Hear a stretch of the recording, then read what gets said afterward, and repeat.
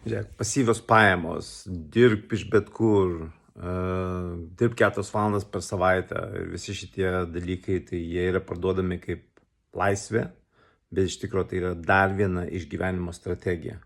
Vis dar darai viską iš baimės, man reikia tą gauti, nes to dar nepakanka, aš dar to neturiu.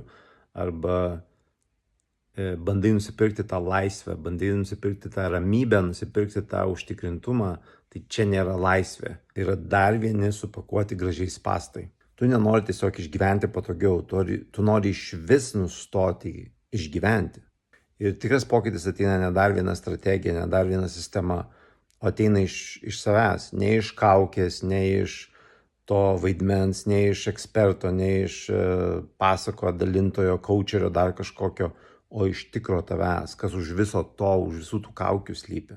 Ir tikras klausimas yra ne kaip man pasiekti sėkmę, tikras klausimas yra, o kas pasieks tą sėkmę?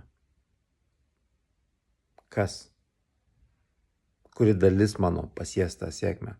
Ar ta, kuri bijo, ar ta, kuri peršikus, ar ta, kuri galvoja, kad jai trūksta visko ir reikia apsisaugoti, ar tikroji, kuri visai kitokia.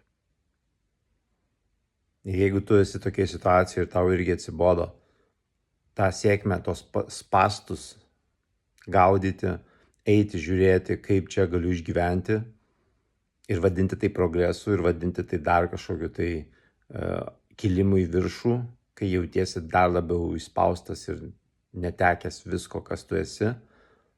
Aš žinau tą kelią, aš pats radau tą kelią namo ir noriu tau padėti. Jeigu tau šitoje vietoje yra svarbu grįžti į save ir žinoti, atrasti, kas iš tikrųjų tu esi, kad visą tai darytum ne iš to, kad reikia išgyventi, o dėl to, kad tai yra tikra tau ir tai yra tai, kas tu esi, parašyk.